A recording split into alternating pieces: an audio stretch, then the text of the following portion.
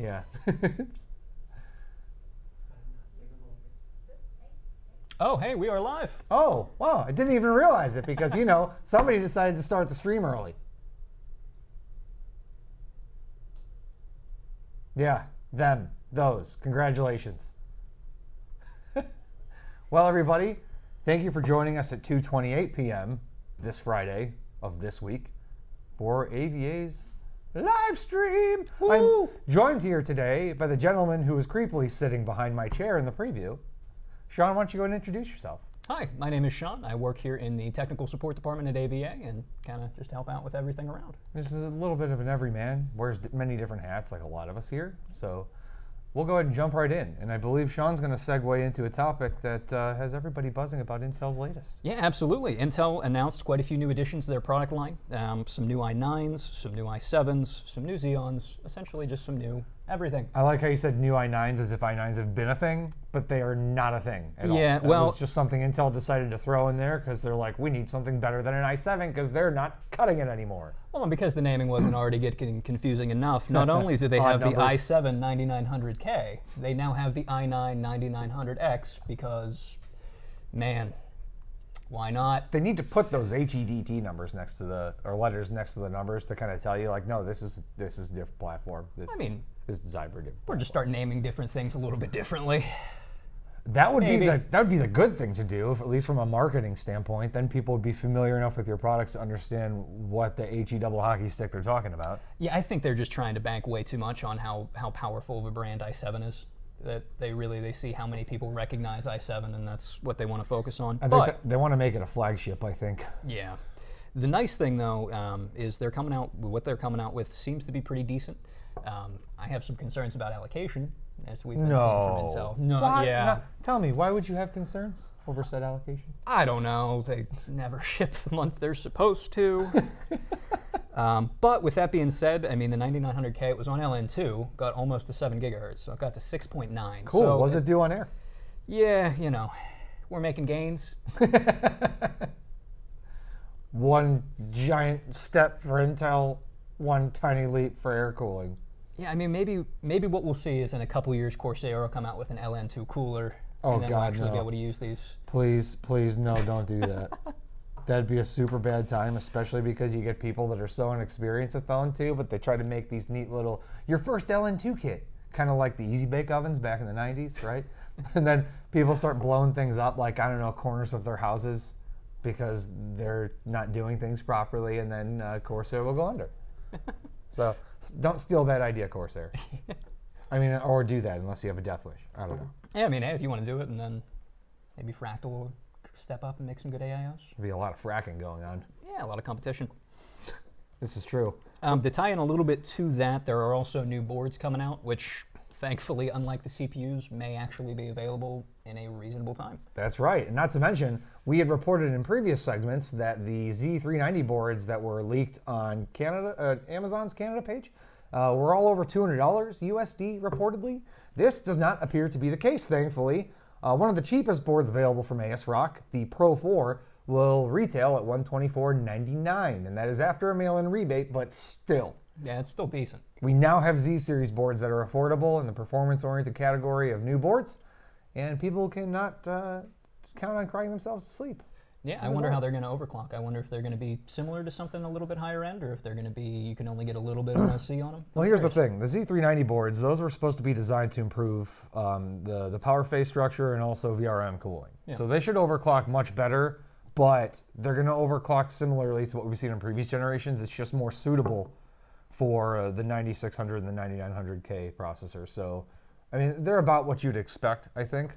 What it comes down to is that they've offset the costs by making those improvements to the boards, which is a good thing. It's a very good thing for us consumers and system integrators. Yeah. Now, with that coming in, do you think they're pricing things so low so that we can anticipate what's probably going to be happening with tariffs? Man, I'm glad you asked that question, because see, when you get down to the nitty gritty and you really want to discuss it, it's just, see, the real thing, yes. Mm-hmm. Yeah, I think so. Yeah. That's exactly what's going to happen. We knew this was going to happen for a while now with the imposed tariffs. It's not just affecting things like components, it's going to affect boards which require raw materials that are produced in China, and the boards themselves are also manufactured in China. The only way they can really offset that is if they manufacture them in a different country, but that has costs of their own. Interesting. A lot of the new like Xeon Gold 3647 sockets that they're doing, right. The sockets and boards are built in completely different areas and then put together later. I wonder if we're going to see that become more and more popular, where they start bringing in components for board assembly in the U.S. Likely. They're going to try to find loopholes like anybody else would in a situation of dire need, and they're going to want to make sure that they reduce those costs as much as possible so that they're not losing out in sales and stuck with a bunch of boards come the next platform. Yeah, which, I mean... That happens anyway. Yep. So it's just going to steamroll or snowball into a situation where there's going to be way too many boards left over, and there's nothing you can do about it. Yeah, which reminds me a little bit of a video card situation. Oh, do you mean the video cards that are still going to be sold all the way up until the end of this year? What was that? Do you mean the video cards that they're just going to keep selling until they run out of them, and then they'll launch the new ones? What's platform again? Is it P-School? No, Pastel. Pastel, yeah, for the coloring. Pastel, yeah, right, because color codes, right. Yeah, you got to make sure it's nice and pretty and clean and everything. Or is it Pascal? Maybe. Maybe. But if it was Pascal, cards. they would have to put out 2 Titan XPs that are different. You ever wonder, to go completely off topic, do you ever wonder what it would be like if the human race was just wiped off the planet, but we had things left behind, like, you know, all the stories and sci-fi you see, and archaeologists of the next breed of beings on the planet just find, like, video cards out of the dirt, and they just look at them, and they're like... Or those poor guys see X299, and they're like, hey, let's grab X399. I'm sure they're similar. Oh my God, no. That's going to happen, and that would happen. It'd be so bad. Like, but the sockets, they're different shape. They're both gigantic, and you need a Torx screwdriver, but they're not... Pins, cover, why not? Close, memory. Oh, memory compatible, yes. That's just awful. Absolutely awful. Sorry, Speaking of bit awful, of a tangent. That's okay. Speaking of awful, what did Principal Technologies do this week? So, Sean, please tell us what Principal Technologies was able to pull off. With everything going on with Intel, obviously there's a little bit of things on both sides. Obviously, new hardware, awesome. Allocation issues, that's a bit of a problem. I would love to get some of the new stuff, but if you can't buy it, really not that helpful for it to be out.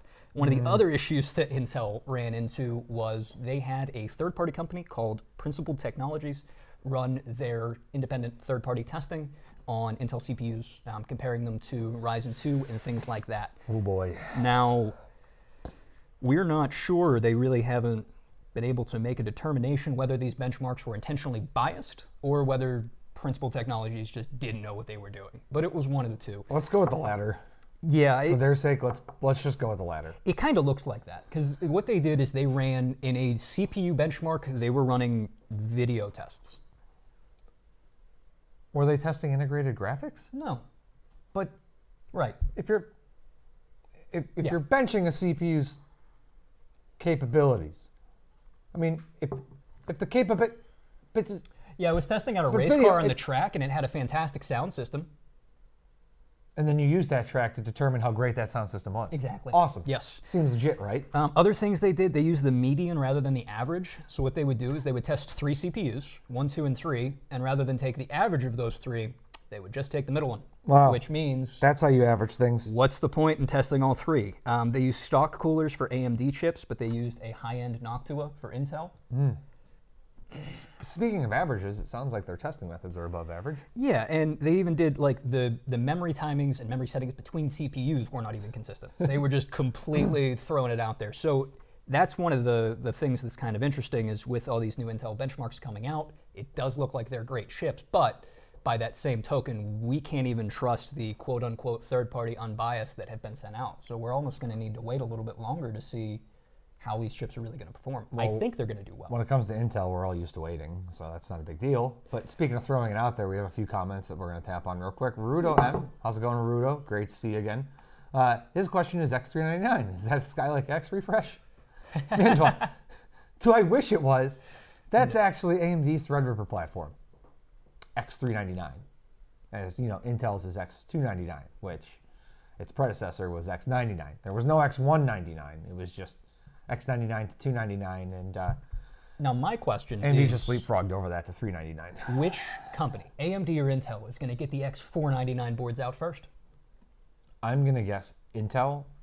They're going to come out with 2 refreshes to their X.99 moniker. And Intel doing a refresh on their boards again? I mean, would you be shocked, for 1? And 2, AMD, they should just go farther into the future, and their next chipset should just be X899. And then they should price their boards at $899. Yeah, and then they call them the i8s, just for fun, make it even more confusing. Call them the A8s. Wait, those exist. Yeah. And then Gerard W98 said Principal Technologies seems to have dropped their testing principles. Get back to work.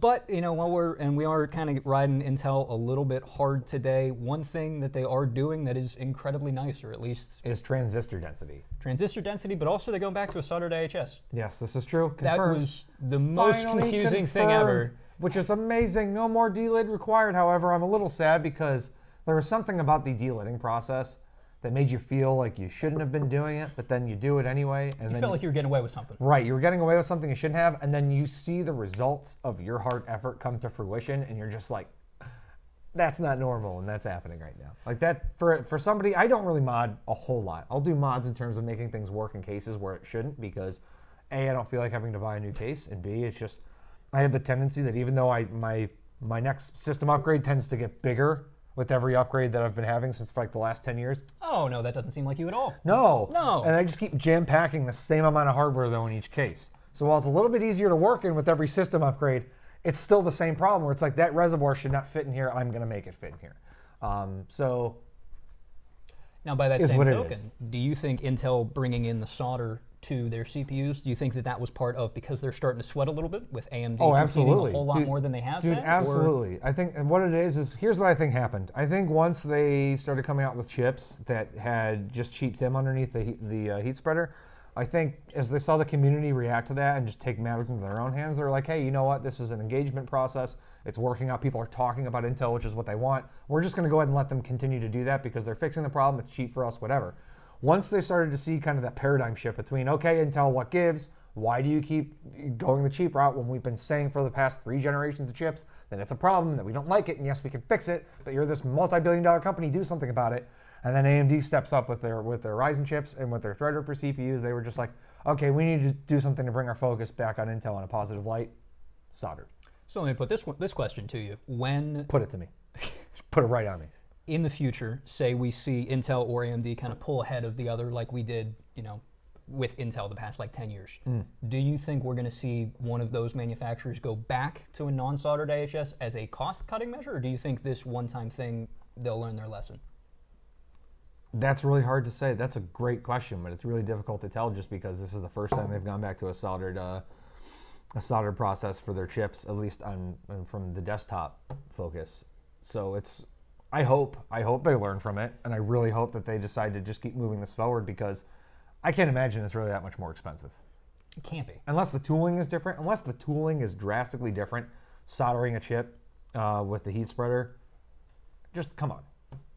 It's really not a big deal. I mean, we get a bottle of liquid metal or a tube of liquid metal, and that gives us probably about 5 or 6 lids. Oh yeah, at least. Right, and that's with mistakes. Yeah, and that tube's about $15, $20 maybe on average. RTVs, what, $5 a tube, $10 a tube? Yeah. Yeah. And which at the factory, that's already part of the tooling process anyway. Yeah. They're gonna put silicon sealant around, the corners. Although it's really interesting though, because the times in which I've delidded chips, I've noticed on a few of their chips, there was no gap in the seal.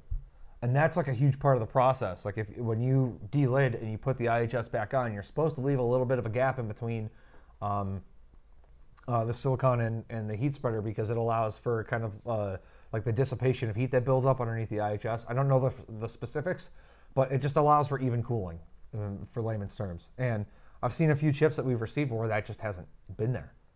So I wonder if maybe that's a big proponent other than the cheat TIM, as to why we've seen like some of the previous, like the X299 chips, that they were just running ungodly hot for no reason. Well, I mean, the other question I would ask too is, do you think Intel has been struggling with their QC? With the issues that we've been seeing with them, and a lot of it seems to be on the manufacturing, on the fab side of it. True. But perhaps them doing the moving to solder was a reaction because they're having issues with QC when they're building their chips, because their yields seem to be low. It could be, and that's the night and day difference between AMD and Intel too, because Intel, their fab process is up in the air. That's the whole point of the silicon lottery statement, right? Is to where AMD, they have such a stringent QC process. That's the reason why all of their chips are consistent in a sense, to where they design them to be what they're max capable of out of the box. Unlike Intel, it's like you could get a golden chip, you could get a bronze chip, you could get a chip that's a potato. I mean, it's because of the way that the manufacturing process works for Intel, that's why it is what it is. Their quality control process doesn't have a huge investment from the factory. AMD's is the opposite. Yeah. So we do have a few more comments. From what I see here, this is Rudo's statement to Principal Technologies. They don't know what they're doing. They mainly test servers. And while that's true, it's, if AVADirect is going to come out with a product that we're not familiar with, we're not just going to release it without being familiar with it and knowing the pros and cons to creating a solution. It's also Intel. This is one of the biggest companies, if not the biggest company in computing. You're not going to do your research before you test? Yeah. See, that's a problem. That's just... And he also brings up another good point with the new i7s. So not only are they're kind of cannibalizing the i7 product line, I think. What else could they do to butcher it? Remove hyper-threading. Oh, I see what they're doing. Because if they wouldn't have removed hyper-threading, people would have had no reason to buy i9s. All they're doing is the i9 from this generation is the i7 from last. They're just up. I feel like they're just kind of up in one. So at some point, are they going to get rid of the i3s? Maybe. Now you just have 4 i processors. You have 4 eyes. It's Intel with glasses. Well, they don't have enough products. They just need a couple more. Oh, right. GTFO, Intel. Yeah, what do they have, 3 active sockets right now? You're not wrong, Arudo. They should GTFO, at least on dropping hyper-threading, but they have a plan, I'm sure. And the other thing that we really have to keep in mind is, despite the fact that there are some disappointing things that we're seeing with these Intel CPUs, on the other side of the fence, they're making some interesting performance gains, which is super interesting. But they always have single-core performance. And them having issues means that chances are AMD is going to compete better. So I think at the end of the day, we might have a little bit of an interim period where allocation's rough and performance is not kind of where we would want it to be. But I think in a couple months to a year, we're going to see this pay dividends for the consumer. Likely. And Marudo also stated that he feels that using paste TIM on non-K chips would be okay. And that's, because a lot of times we don't see people using non-K chips in a way that would put them in a situation of overheating unless it's in a very small form factor with very inadequate cooling, which Intel, I remember back in the day, certain Intel chips, and this is back in the first and second generation of Core i5 series and i7, if you could use the retail cooler as long as you're running stock settings or stock clocks and you weren't overclocking in practically any form factor, and you could guarantee it wouldn't overheat. Now, as a system integrator, and Sean can attest to it too and support, I'm sure, there are situations to where even using that stock cooler in certain form factors or under certain conditions, you will get throttling, like regardless of whatever it is you have set for that CPU. And that's, to me, as a system integrator, it's extremely frustrating because then you basically have to tell an end user that they have to invest more money in a PC that previously they wouldn't have. Yeah. You know, it's an unnecessary evil, I feel like. Well, and that's kind of something interesting too with going back to the Principal Technologies thing, where they were using AMD stock coolers and Noctua for Intel. That kind of plays in that Intel stock coolers, at least for the last couple years, have been good for home use maybe. Yeah. And that's about it. Whereas AMD coolers, you can at least get into light gaming, medium gaming with them with decent performance. The Intel coolers are not anywhere close. No, they're not close. They need to be better, and I'm kind of hoping, we haven't seen any for ourselves yet, but I'm really curious to see what kind of a cooling solution they have for these new chips, because nobody's really talked about that. So you can only assume that the retail cooler is the same. They might be able to fit a cooler in there. That's my point. Like, what was the point of making that box so big other than like, hey, AMD mine's bigger than yours? Like, yeah, bro, can we pull up a picture of the i9 box? Oh, what's in the box?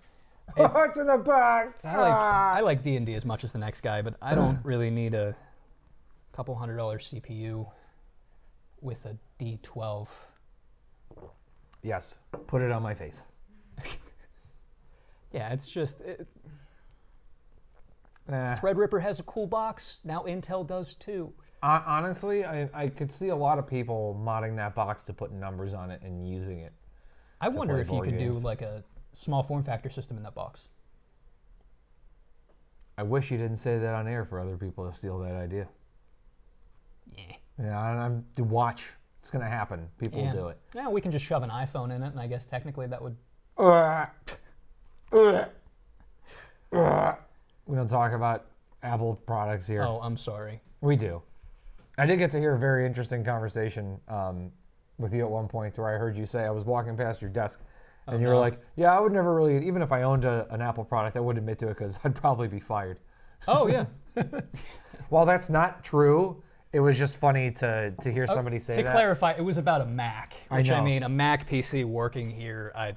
Hey, I've openly admitted to customers before that I've used Macs in schools, in my high school when I was taking audio video courses, because it was just the norm. It still kind of is the norm, obviously. A lot of the audio workstations that we talk to people about and we troubleshoot are Mac converts. And people calling in all the time. Replacing a Mac Pro, especially the trash can one. Yep. I work with a few people over at Grayscale Gorilla, and what they do is they run a YouTube channel where they show a lot of how-tos for video editing applications, mainly Cinema 4D.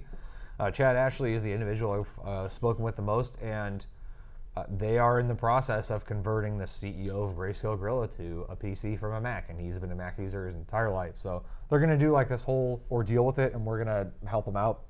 They're going to videotape it. They're going to photo document it. We're going to kind of do things on our end to show the PCs, because we're building the PCs for them. I should probably say that, right?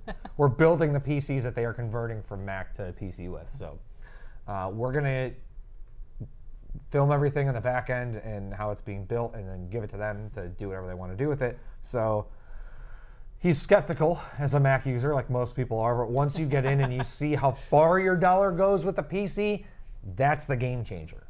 We got Rutu. You're putting them through a PC intervention. Oh. Yeah. Sitting down. We need to talk. You've been using Mac for 10 years. It's time. It's time. It'll be okay. It'll all be okay. I promise. But next, apparently, Intel's freaking out a little bit about Threadripper, huh? Man, I mean, they should be. Like, I mean, we all know that AMD has dominated 30% of the CPU share. Well, I mean, the fact that AMD has been making such intense gains on Intel after about a decade of subpar performance, I suppose you could call it, or really focusing on the economy or the budget version.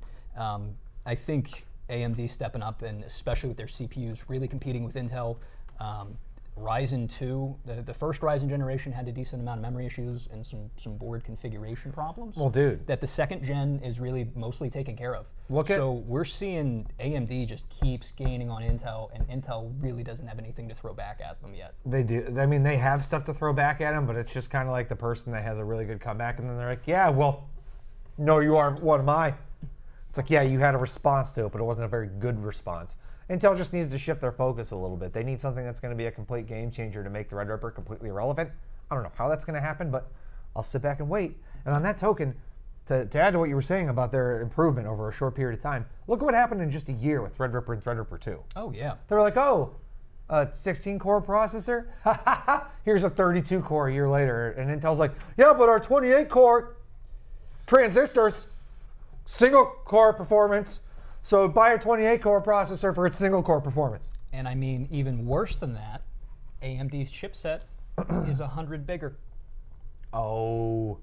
If I had a mic, I'd drop it. But I will pen drop, guys. You could hear a pen drop. Working with what we got. But Intel still does have a much better memory bus than AMD. I will say that. That's a good point. Their memory bus is rock solid compared to AMD's. AMD's is a pain in the butt. Oh, we've been time and again. Production has been having issues with an EPYC server that has a QVL of about 10 kinds of memory, and that's it. It is the shortest QVL I've ever seen. That's epic. I got this. Boo. All right. But we actually just recently updated our video editing system that this is currently streaming on to Threadripper, to the 32-core Threadripper. So this was all made possible by AMD, so thanks, AMD. And the reason why I bring this up is we were talking about memory stability, and we actually had to downclock the memory by like 200 megahertz. We call it the Frankenripper because it's housed in a god-awful thermal case that everybody was convinced was a cheap knockoff until I looked at our order for it, and it's a thermal take. Sorry, guys. It's a budget thermal take case. It just has fake tempered glass. I mean, you can't tell from over here. No, it's got the thermal take ring fans are nice. The ring fans do look nice in that. They are. I will say that. They're nice. But my point is, yeah, we had to downclock the memory by 200 megahertz just to get it stable. It was crashing all of our benchmarks in our burn-in test software right out of the box. But I mean, a 200 megahertz difference for memory, when you have 128 gigs of memory, excuse me, in a video editing system, 200 megahertz really isn't going to matter that much. It really isn't. No, and compared to a lot of the gains that you can make with that, it's, I suppose you could gains, call it bro. a worthwhile trade-off. Gains. Couple gains, bro. PC, bro. PC. I just hope the momentum doesn't stop for AMD. They need to keep coming out aggressive with their multi-core. Hell, by next year, if we see a 64-core, 128-thread processor, yeah, it'll probably be game over. And if it's under like $2,500, yep, I'll probably rarely ever sell a Xeon product for workstation use because that's just, I mean, that's just disgustingly awesome. Is the only way I can put it. That's something disgusting. The Xeons are priced so high, and a lot of times it's because it's for data center stuff. I wonder kind of when that break point's going to be where people start going, okay, for 5% less performance in a server. Well, see, here's the thing. AMD is taking the right approach compared to what Intel's doing. So Intel, kind of similarly to what Apple does, is I'm sure they have a premium for their product, right? There's a certain premium that they have to make. I mean, when you're a multi-billion-dollar company, you need to have premiums. It's as simple as that. It's business 101, all right? But with the Xeon processors, I think that premium is a little bit bigger, in my opinion. And I also feel like you force people into a Xeon product, and I use the word force semi-loosely only because if you want ECC correction in a workstation, Xeons. Yep. Desktops no longer do that. If you want virtualization, scalable virtualization technologies, Xeons. You want a workstation that's rack mountable that can house 8 graphics cards? Xeons, or now EPYCs, right? So you kind of force people in that situation, and you force them to pay that premium. AMD is giving people a second option in a much more affordable price point. And for companies, especially for like government-oriented entities, like that's all they care about. It's like, yeah, it's great, we're gonna get a new workstation, productivity, awesome, what's it cost? Yeah, I think at this point it's just, I'm excited for the future of CPUs, but it's so up in the air in so many cases. We don't know where it's going to go, and I think in the next couple months we're really going to see some of the new products are complete duds, and I think we're going to see others sell incredibly well. I hope so. I hope they sell well, truthfully. Well, yeah, I mean, we would like to remain employed. I don't think I would go under if they didn't sell, That's but a it would good just be like, well, you like that solution? You can get this solution instead, man. You know, we have all these options. You customize that compromise, man. So we have a question from 685. Good afternoon. Good afternoon, 685. How are you? Thanks for joining us. He wants to know, for streaming PC, will an 8-core Threadripper be able to stream comfortably in a good quality 1080p? I mean, here's my question to your question. Will that stream PC also be gaming? Will you be gaming on the same PC that you will be streaming on? Because it is possible with multi-core HDDT processors. We've done it, and it works okay. A lot of people, with a typical set of those, you have a basic PC that handles the stream itself, and then you offload gaming to a secondary PC. That's what a lot of professional streamers do, and there's a good reason for that. It's so if one PC crashes, you're not down in both areas, you know what I mean? It's good to have redundancies, but if you really want to combine 2 and 1, if you want to, 2 for this situation, yeah, an 8-core should be all right. Should be fine. It will be a dedicated streaming PC. Okay, then you're set. Perfect. Yeah, 8 cores for a streaming PC. That's like the only streaming PC you'll ever need until it dies. And then if it does die, you can replace that one component and then still stretch your dollar even further. So I say go for it. Mundy approved. Yes. Tech tested, Mundy approved. Actually, talking about streaming PCs brings us to kind of our next point with EVGA. Finally, EVGA is a massive manufacturer of PSUs, or at least they sell a lot of them. Which is funny, because I remember when EVGA came out with their first line of power supplies, I was like, GG, EVGA, nice try. Now they're like the main power supply we carry. Oh, absolutely. And I mean, part of that too, anything over, I think, an 850 watt gold has a 10-year manufacturer warranty, which is ridiculous. What? It's wonderful. What? But EVGA has come out with SFX PSUs finally. Say that 3 times fast. SFX PSUs. One more time. No. SFX PSUs, SFX PSUs, SFX PSUs. Oh, I almost stumbled on my lips there. Jeez. Right? Wow. They call me the man with the golden lips. Tip of the tongue, lips, and teeth. Sean can attest to that. Mm-hmm. Anyway, no. So, and that kind of brings us with the streaming PC and EVGA bringing out SFX PSUs. Do you think that we're going to start to see a lot more small form factor PSU or systems? Because it seems to be over the last couple of years they became prevalent and they really haven't gone any up or down in market share. They seem to just be a kind of a subset. Well, the PC industry is going to go one of 2 ways. From my experience, I've been doing this for 10 years.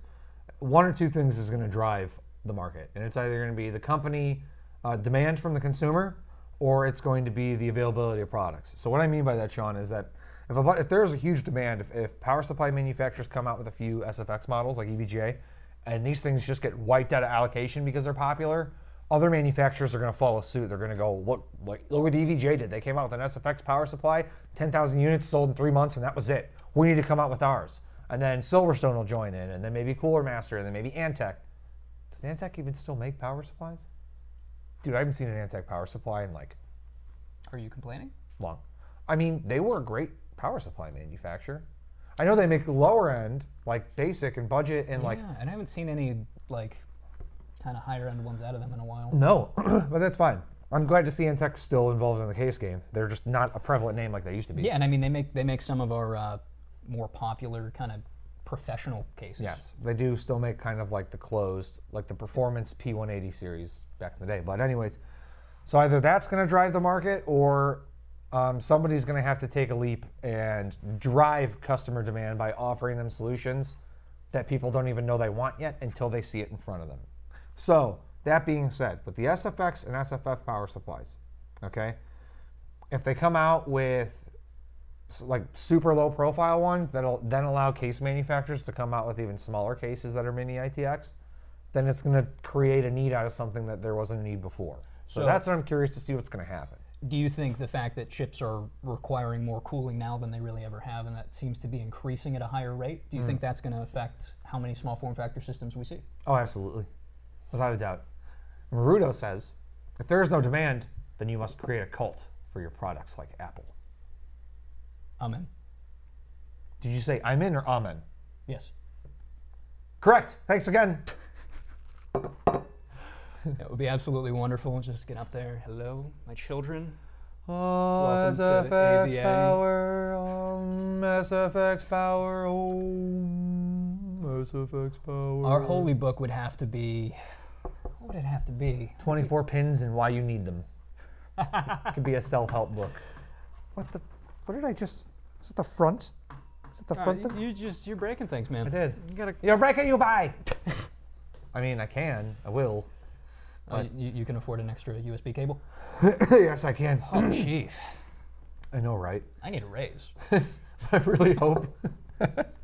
I hope that the SFX power supplies end up becoming a popularity because I see the smaller form factor systems becoming more of a need, less than a popularity, just because you have people that are investing in kiosk systems, you have people that are integrating PCs into things that normally should not have PCs in them. You have people that are traveling a lot more with PCs. People have a desire for more desktop performance in notebooks, and you'll always have those people out there where just no notebook works for them, so they need a small form factor PC to travel with. It'd be exceptionally useful, in my opinion. Make a power supply that is 650 watts and the size of like a piece of bread, and I'm in. I'll buy one. A piece of bread? Yes, not a loaf, but a piece of bread.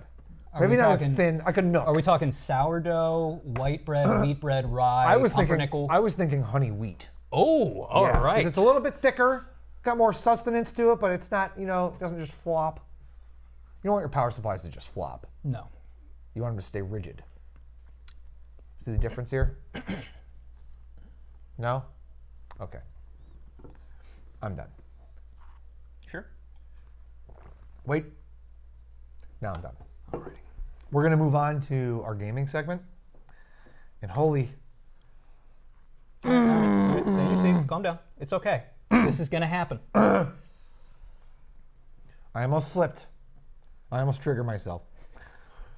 Netflix has decided on additional cast members for the Witcher series. I like the first picture right there up top because that explains exactly how I feel about the situation. Just that photo right there of Geralt's face, the OG Geralt's face just stretched. So, they have casted Yennefer and Ciri. For Yennefer, they have Freya Allan from Into the Badlands playing Yennefer. For Ciri, they have Anya Kalatra from Wanderlust. Where's Triss? I don't know. Who's Triss? Who are they going to cast as Triss? Who would you like to see them cast? Oh man, I don't know. See, that's the thing. I'm keeping an open mind about this in hopes that they don't screw it up, but it seems like they're starting to a degree. I mean... Did they blow their entire budget on Henry Cavill? Oh man, I don't know. I hope not. And that's kind of what it seems like is happening. That's what it looks like a little bit. Like Yennefer, I could have seen... I don't know who could have been Yennefer. I feel like maybe for Yennefer, they could have had that actress, and she was in that series. Rectify? How descriptive. What do you mean? That actress in that series. Oh, I said that actress in that series, Rectify. And I'm gonna right here. Yeah, hold on. I'm gonna look up her name real quick on IMDb. She played the sister of Daniel, who was the protagonist. Yeah, there's the cast members.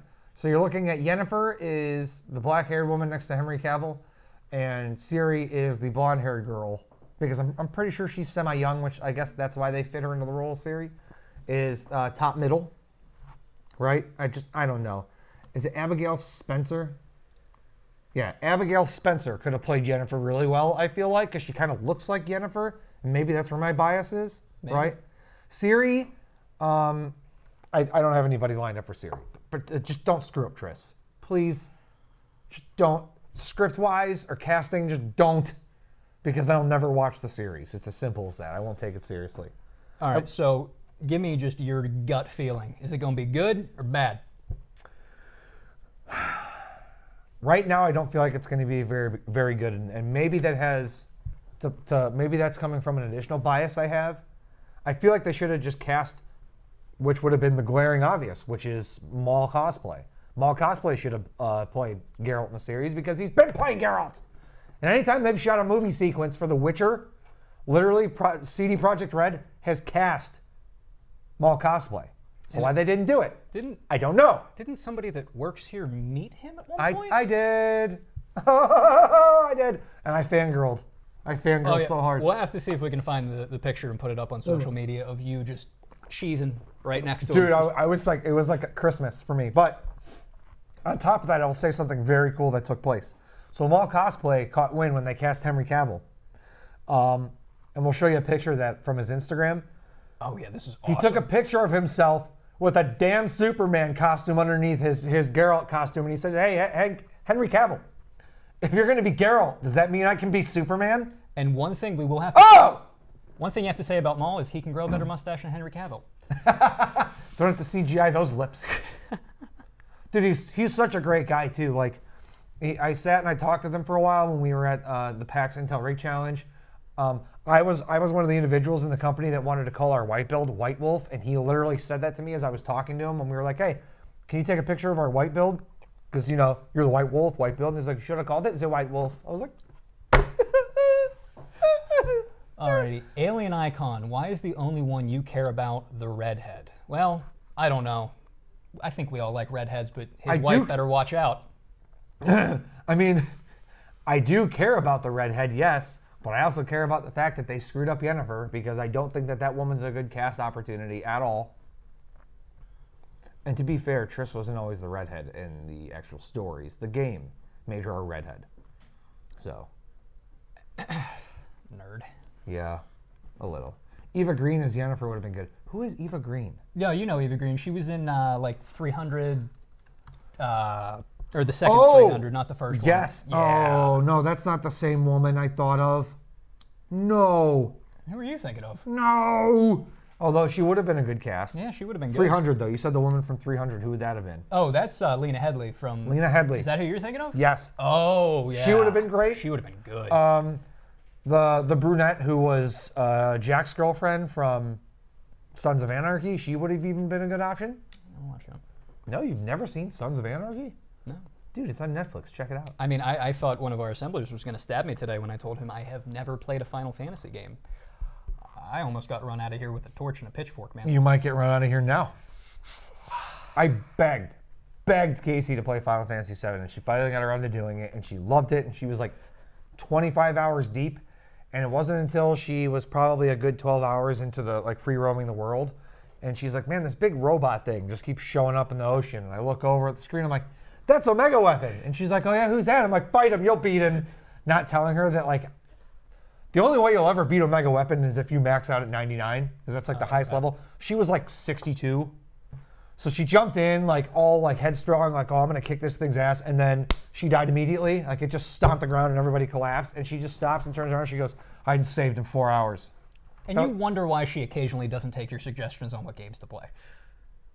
She hasn't played it since. Sorry, honey. I know I'm a jerk, but I do wish you would finish Final Fantasy VII. It's a great game. She also managed to, you know how you can build up every character in an RPG? Yep. Rather than recognize the strengths of each character, like this person's, you know, the tank, this person's that. She made Barrett, who is the tank, the medic. So I thought that was interesting. Hey, there's something to be said for creativity.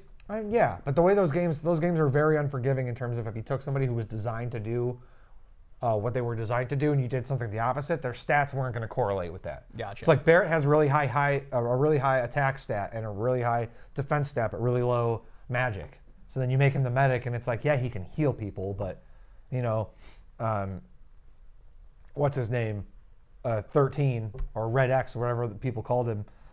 He was a decent medic. Some people chose him to do that, but still. Gotcha. But yeah, so my heart will be broken if they don't pull off the Witcher series to get back on track. It will be broken. It will probably be a young unknown actress. You are likely right, Rudo. I just hope that it's somebody kind of like what they did with the Tron sequel. It was just a no-name guy that played his son, and it worked out really well because of that. That seems to work out in a lot of cases. I just hope it keeps working. Fingers crossed. Yeah, well, we're talking about doing games and playing with people. Overkill's The Walking Dead game. You play with a lot of people? Anyway, It looks like the Walking Dead game that Overkill's coming out with. I don't want to say that it's going to be the replacement for Left 4 Dead 2. Oh man, but I hope so. I really do. Oh God, do I hope so? Man, I love Left 4 Dead 2, and I really hope that it is essentially just an update of it. I don't even really want them to do anything new. Just remake Left 4 Dead 2 10 years later, and I will play it. Here's what has me pumped and really confident in this release. It's Overkill. Overkill is associated with Starbreeze, who made all of the Chronicles of Riddick first-person shooters. Ooh. I didn't even learn about those games until like 5 years after they were released, and I played both of them back to back because they were so awesome. Oddly enough, funnily enough, I will say, I played the entire first game all the way up until like an hour into the second, thinking that the graphics were horrible, when I didn't realize there was like a page 2 in the graphics settings. And when I went to page 2, it was all the advanced graphics settings, and I boosted all the graphics, and it looked amazing. And I'm like, played the entire first game on low graphics. Great. So that was me. And I still played the game. It was that good. Yeah. So it was still good. Yeah, I'm kind of like, I don't want to, it's a little too early to say. I'm hoping that this game is what Evolve should have been. Oh, dude, Evolve had so much potential. My brother and I pre-ordered that game, and then we played it for like a week after it came out, and then they made it worse and worse and worse. Kind of like the people that first started playing PUBG. And then they started updating it, and they're like, I don't like it anymore. That's like, I get 120 frames a second in the menu, but 4 in game. What is the tree looks real, but my arm looks like a noodle. What is this? It's like when they started to add all of the interim scopes. There used to just be 2x, 4x, 8x. Yep.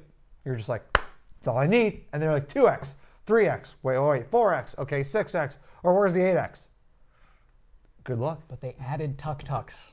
Which what is a tuk-tuk? What is it? It's the little, like, it's hard to describe. I associate them with describe it. Size, shape, color, frequency. Okay, fine. It's a small 3-wheel, 3 to 4 seat vehicle. I always associate them with like small Asian cities, like Southeast Asian cities, where they have like one small wheel in the front, and they're kind of like little cart, scooter, car combos. Why Southeast Asian? Why not Northwest Asian? I mean, do they not have scooters in Northwest Asia? No, Southeast Asia is like a section. That's like Singapore and all those areas that are referred to like that, like the New England of. All right. Yeah. So that's the scooter. That's the scooter that Casey murdered you with. Yes. I got it. Tuk Goose. Nice. I see what you did there, Mr. Soul, who's fallen, or is it fallen soul?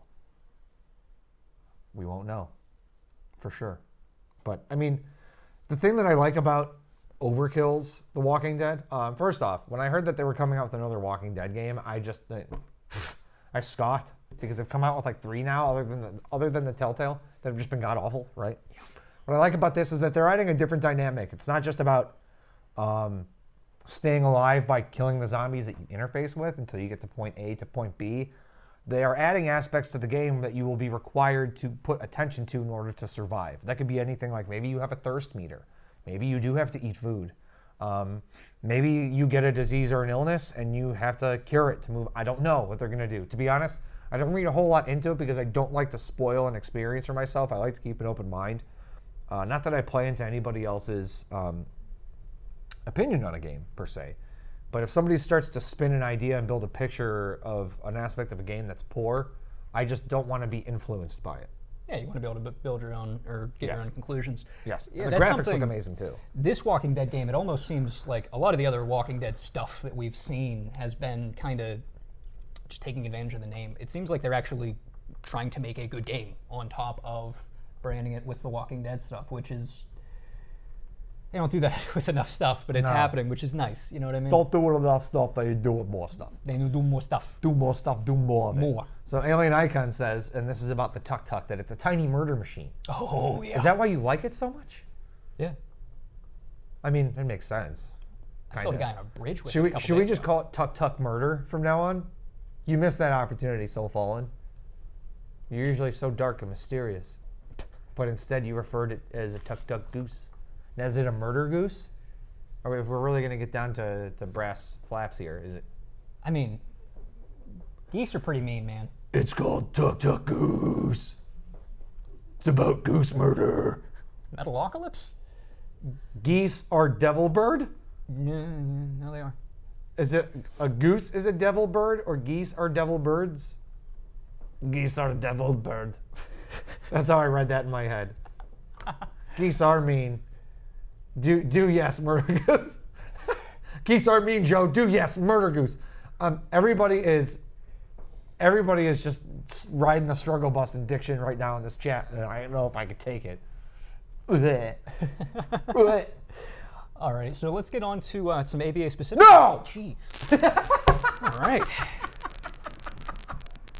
Sorry, proceed. I'll whisper. Are you sure?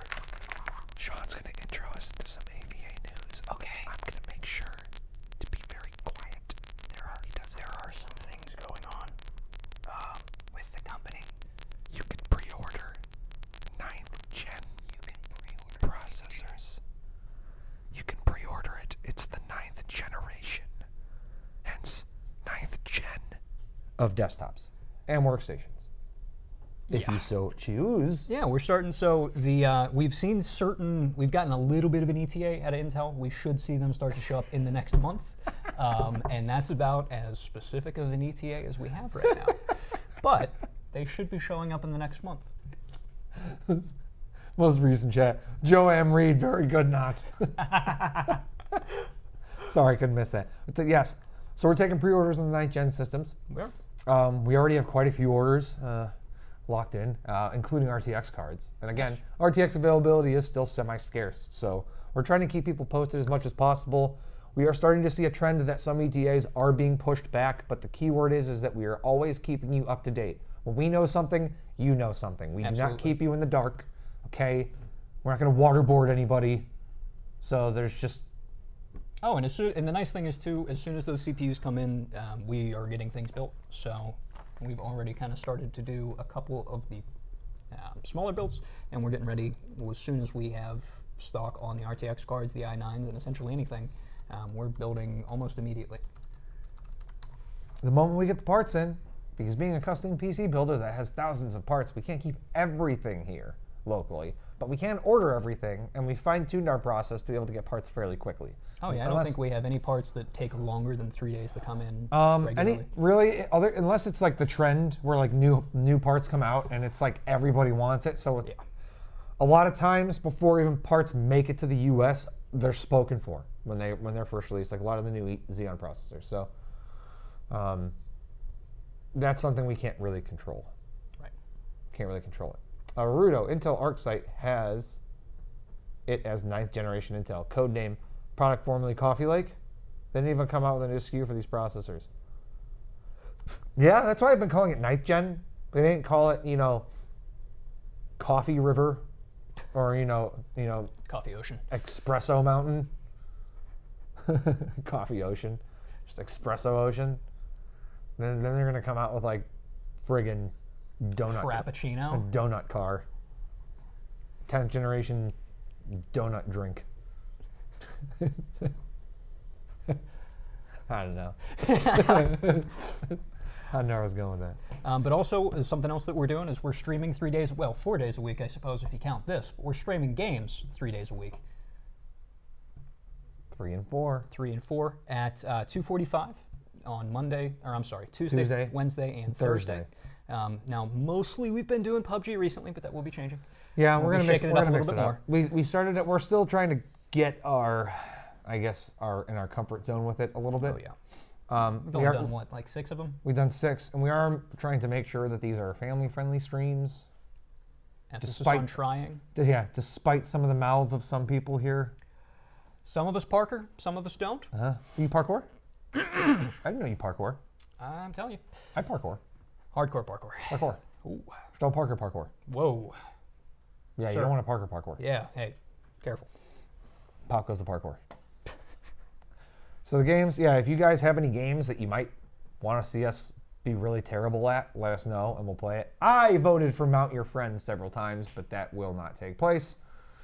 For those of you that know that game for obvious reasons. Also not happening on the stream, shower with your dad. Aw. I mean, it could always happen outside of the stream, Sean. Well, yeah. It's the weekend, Joe. What do you think I'm doing tonight? Oh, yes. Good. So jolly. Jolly good time. All the drain clogging you can think of. Body hair? Family friendly streams, Joe. That's the game stream. Oh, okay. We're getting a little, so what? PG for the game stream, PG-13 for the Friday turn streams. off the lights and play Shower with Your Dad Simulator. No? Okay. What kind of bundles do we have going That's on? my boss. What kind of bundles do you have going on? Oh, bundles. We've got AMD bundles. Bundle in, bundle in, bundle in, bundle in, bundle. All right, I'm done. Essentially, if you buy any of the Vega cards, 580 cards, or 570 cards from AMD, they have a promo out with free games that actually seems pretty good. They have Strange Brigade, Star Control Origins, and then the one that kind of impresses me is Assassin's Creed Odyssey. Which I haven't played yet, but I want to. It's supposed to be great. It's people are saying that it's already like a 30 to 40% better improvement compared to Origins. Yeah, but Like they narrowed it down to a percentage, which is kind of weird. That series can be hit or miss sometimes, though. But well, dude, Odyssey's supposed to be great. Ever since Assassin's Creed 3, I haven't been able to get in any of the Assassin's Creeds, and it has nothing to do with gameplay. People that have played the series, you know exactly why. For the people who haven't, well, play it and find out. Oh. They have not been able to do a repeat of a series since Ezio. Ezio deserved 3 games to himself. Yeah, absolutely. Without a shadow of a doubt, even though he had a very bad Italian accent. It was very bad.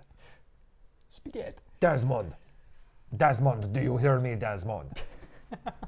Yes, Ezio, I hear you. What the hell do you want? You must follow the rock to the place. Are you saying I'm in between a rock and a place? No, you follow the rock to the place. Man, you went right into Russian.